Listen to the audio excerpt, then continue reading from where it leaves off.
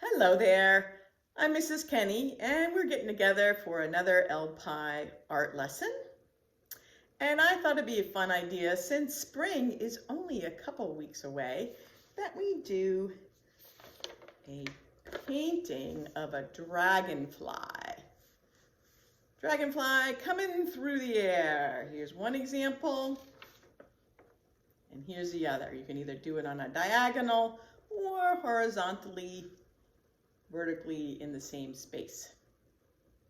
So let's talk about the dragonfly. It's such an amazing insect. It is an insect. Let's look at some of the artwork. I'm going to show you some painting first. Here you go. Can you tell that's a painting? The clue for me is the splatters. Done with watercolor painting, meaning there's going to be water in there, and when it's more liquidy, you can splatter it. I'll show you how to do that at the end of our session.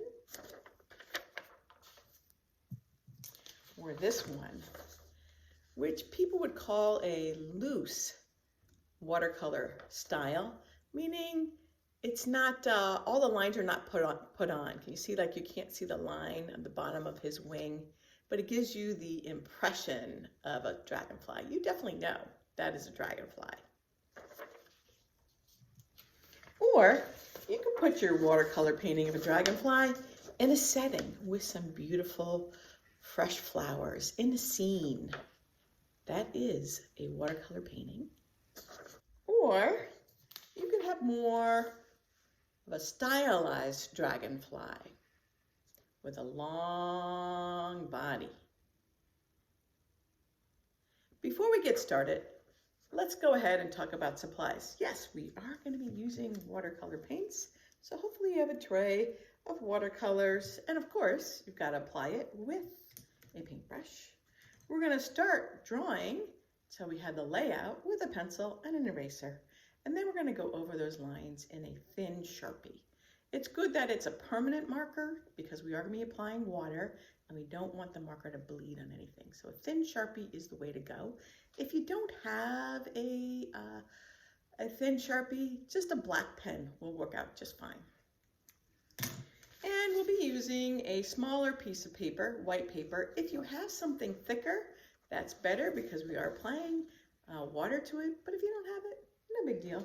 And of course, when we're painting, we need some kind of canister of water and a napkin or a paper towel to sop up some of the extra water that might get on there, and maybe a piece of newspaper or something you can put on your table or countertop so that it'll absorb any of the extra water that's on there.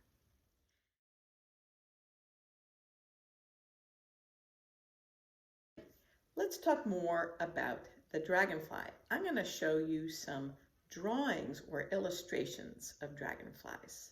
Hope you enjoy them. So here's another example of a watercolor dragonfly. And you'll see that splatter in the background, the beautiful turquoises and purples. You'll also notice how these dragonflies are symmetrical. Do you know what symmetrical is? Let's look at another one. Here we go. You'll notice that they have symmetry or are symmetrical. Our first vocabulary word of the day. That's when an object looks exactly the same on both sides. If you were to draw a line right down the middle of the object, dividing it in half, there'd be a perfect match on the other side. Sometimes people call it a mirror image on both sides. Can you think of anything else that is symmetrical or has symmetry? Did you guess a face? Whether it's an animal or a human being, the face is considered to have symmetry. Let's look at a couple others of these gorgeous, gorgeous, beautiful colored dragonflies. Here's another illustration, a line drawing done on the computer, and you can notice the patterns in the wings. And it can be stylized, meaning not realistic, but certainly beautiful, Or it could be much more realistic with the anatomy or the shapes of the body being true to the real creature. Notice those wing patterns. Aren't they gorgeous? As we go along today, I'm going to share with you photographs of a dragonfly, of the various parts and shapes that we'll be drawing, so you can notice and observe how they are shaped and how similar it'll be with our drawings. Let's look at another dragonfly. Did you know that dragonflies are over 300 million years old? They lived at the time of the dinosaur. A dragonfly is an insect, and like all insects, they'll have 6 legs, although sometimes you won't see all 6 legs in an illustration or painting. The thorax, which is the body, the abdomen, which most people think of as the tail, and the head. And in this case, they have 4 wings, 2 on each side. So here we go. Here is our watercolor painting of our dragonfly. We're going to start with a medium-sized oval, and that's his body, known as a thorax. Then we're going to do his head. Then we're going to do his eyes, and then we'll continue on and work on his abdomen. Let's get started. So first, I'm going to put mine on a diagonal, but it's really up to you. If you want him positioned more straight in your paper, that's absolutely fine. We've got the first shape and our second shape. Then we're going to put 2 eyeballs on the side. Notice how I cross over the headline, and they're also on a diagonal, popping out from the side of the head. The eyes are huge. They're called compound eyes. They're made up of thousands of mini lenses, eye lenses inside, which helps the dragonfly see around all sides of his head and body. Next, there's a smaller, kind of curved shape in here, but straight on the sides. And then we've got these little segments, little sections that come down. That is what we call the abdomen. Most people think of it as a tail. You can put as many as you like. There's so many different dragonfly versions out there. And some dragonflies have this tiny little, they call them terminal appendages. Almost looks like a little tail. You can put that on if you want. Not all dragonflies have that. Let's take a look at the wings from an actual dragonfly. You might not realize, but the wings in many cases do not overlap. And this one. Or this beauty. So back into our drawing, you'll notice that there's a little separation between them both. And whatever we do on one side, we've got to do on the other. This top set of wings is slightly different shape than the bottom set of wings. The bottom set of wings look more like paddles. The wings also come out on a diagonal, the upper wings. So let's do that. Go ahead and draw lightly. So if you don't like what you have, you can always switch it up. Here we go. And whatever I do here, I need to do over here.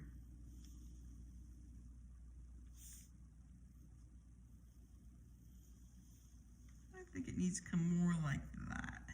Now the bottom set of wings is separate. They're not overlapping, and they come a little bit more this way. And I like to think of it as a paddle because here is a little diagonal line right there, and then it comes back in. And I'm going to make these bottom ones a little less pointy than these, but you can do it however you like. As I mentioned, there's so many different versions. Oops, there we go. And skinny in here, diagonal, coming out, maybe a little longer.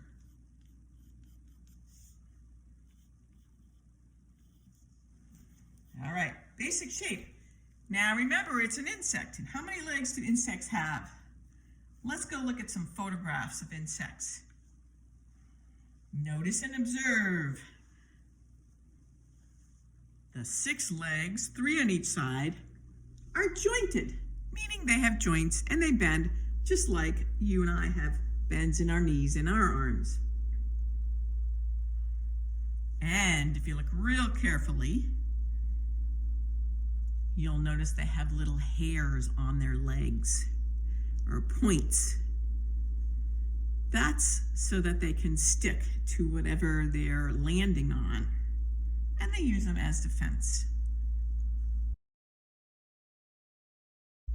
Let's do ours. First joint, second joint, and little, I guess you want to call them fingers, and then you can put little points on them. And then however you do it on one side, go ahead and do it on the other.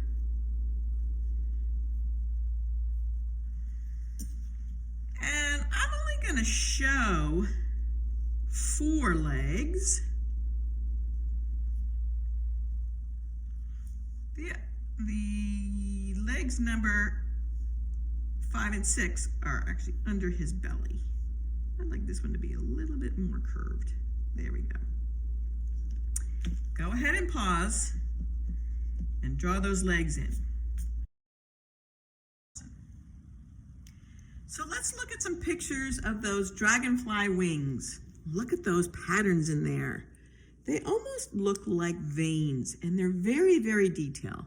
But if you drew every single one of them, it would be pretty busy. So my suggestion is to just draw a couple of those.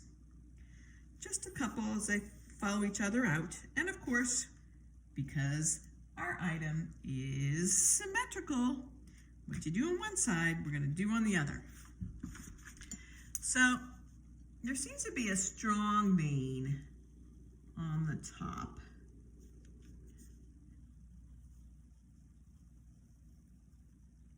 Up both wings.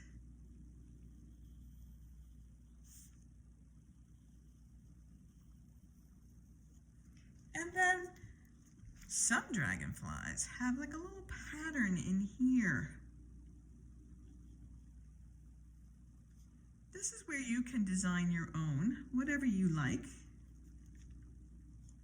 But what you do on one, you gotta do on the other. Did you know dragonflies are super fast?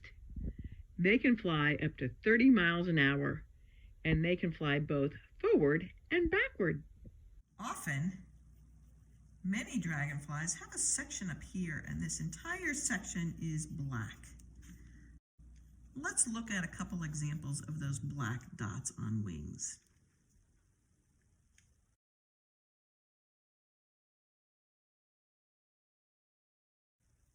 And you might find it over here as well, on the bottom.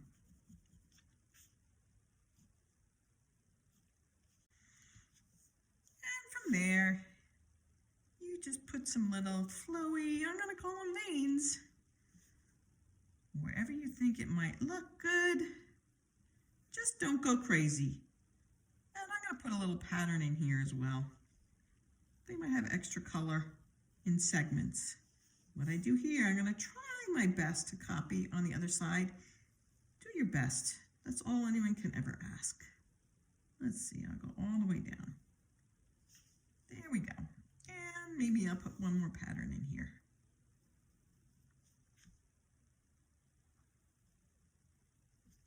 Does that look symmetrical? Now we're going to go through and do the entire piece in thin Sharpie. Go ahead and pause, and I'll meet you back. Okay, so now you have all your Sharpie lines on there. or black pen if you didn't have a thin Sharpie, and you've erased all the pencil lines. Then you can put a couple more marks on there just to give it a little bit more personality.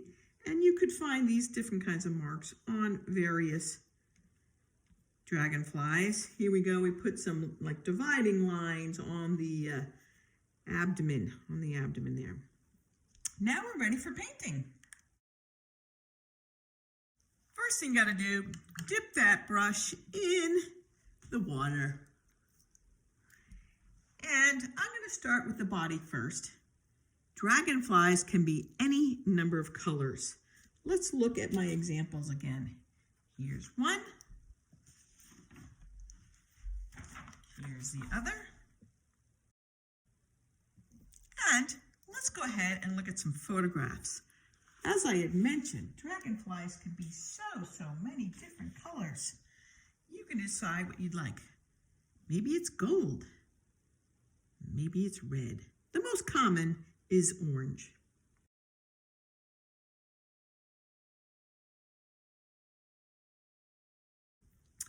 I'm going to start with kind of this purplish color. And I want all my colors to be light. So we're using watercolors. To get a lighter color, you dip it into the water and you just add it right to your paints. And you can keep putting in different drops until you get the lightness that you like. I'm going to do my body in a pinkish purple color.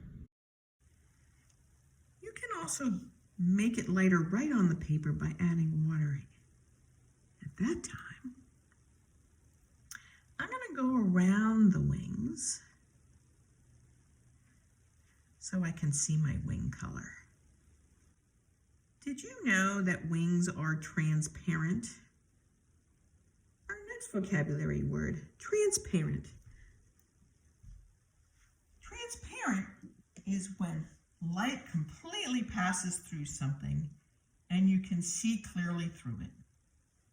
Windows are transparent and most dragonfly wings are transparent.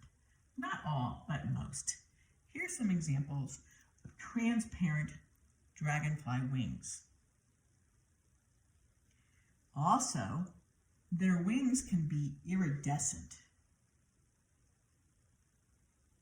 Iridescent is a shiny, pearly, kind of rainbow-like play of color that's caused by different angles of light waves. The colors tend to change as you move the angle and their views. Often you can see them in some dragonfly wings or fish scales, soap bubbles, or an oil slick. Look at these iridescent dragonfly wings. Can you see how they shimmer and shine? And you can almost imagine if they change angle, how the colors would change in those wings. Anytime you want a new color, go ahead and clean off your brush and hop on your paper towel. Make sure that the water is clear, you don't get any color on there. Next, let's work on those wings. The wings have that transparent, that see-through color. So we're going to do something called wet on wet. Can you notice that I am actually painting water on my wing shape? And I'm going to fill the whole area in. And wherever I put the water is where the paint's going to go. And then I'm going to use some turquoisey blue. I'm just going to drop it in.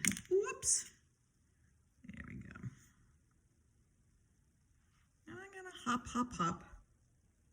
And can you see how it's bleeding a little bit? But I do want to keep it somewhat light. And then I'm going to blend it in with a little bit of that pinkish color. That's a little more than I want. If the color is more than you want, just take some paper towel and dab it. And most of it will come off. Ooh, in fact, I like exactly like that. That works for me. And then I'm going to spread it around what's left. Great. Now I'm going to do the same thing over here. Water first. Painting with water. We call this wet on wet. We have a wet surface in the wing shape. And then we're going to put wet paint on top of it. It's called the wet on wet style. So get my blue. You can use the lid of your paint as your mixing palette. That's what it's meant for. That's why you usually have these ridges on here. I want it even lighter, so I'm going to add more water, dots, just dots of water.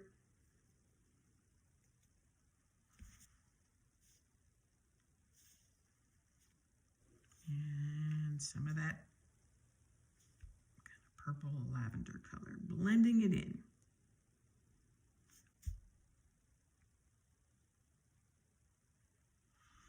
Great. And this section, I'm just gonna go lightly over it.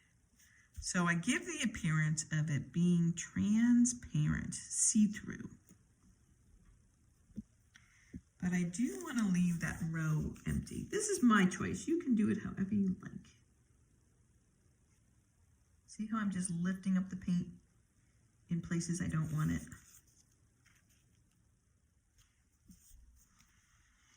All right, you keep going. What colors are you going to do your rear wings? Whatever you do on one side, though, remember to do on the other. I'm going to speed mine up so you can see how I'm doing. I think next I'm going to use, again, wet on wet technique. And I'm hop, hop, hop, hop, hop, hop, hop, hop, hop, the color that I want on there. My next color that I chose is orange.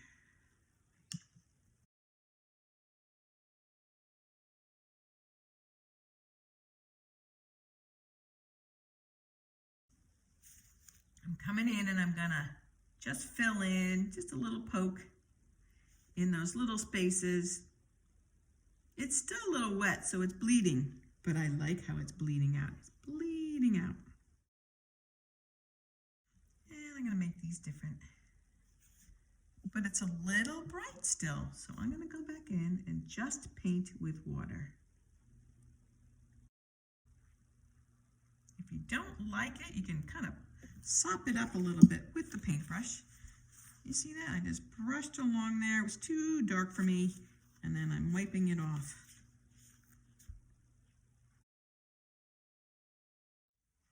While we let those wings dry, the eyes should be dry by now, so let's go in and paint in his head. Again, it can be any color you like. Blue, green, yellow, purple, orange, almost any color you can dream of. And while I have green on my brush, I'm going to paint just one side of his abdomen all the way down. Now, if you want a skinny stroke, you're just barely going to touch the tip of the paper, just barely. If you want a wider stroke, you push down all the way, and then you'll be able to cover more surface. So I just want the side, thin stroke all the way down. And while I'm here, I'm going to do this piece. And remember, if you want it very light, add more water, almost like you're painting with dirty water. And if you want it darker or brighter, it's more paint. If your water gets milky and dirty, feel free to just freshen it up. It keeps your colors more pure and clean. Go ahead and complete painting your dragonfly. Now, I want some of that splatter effect. You guys probably already know how to do that. Means lots of water. Lots and lots of water. Dip your paintbrush in while it has some color on there and just hit it. Hit it, baby. You need a little bit more color. You don't always have control of where you want it to go. But if you know you don't want it in a certain section, like I know I like that, I don't want any more, you can always cover it with a separate piece of paper and then it won't go on there anymore. The splatter is cool because it gives the sense that the dragonfly is in motion.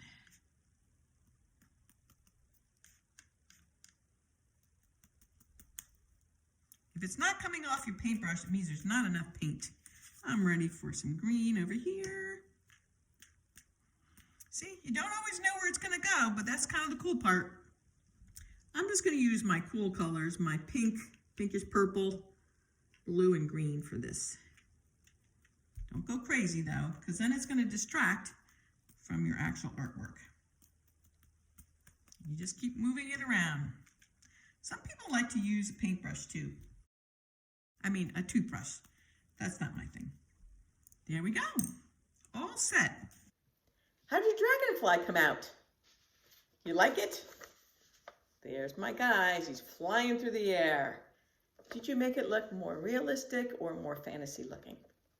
Can't wait to see him. Please make sure to post your piece in the Padlet. Till the next time. Bye now.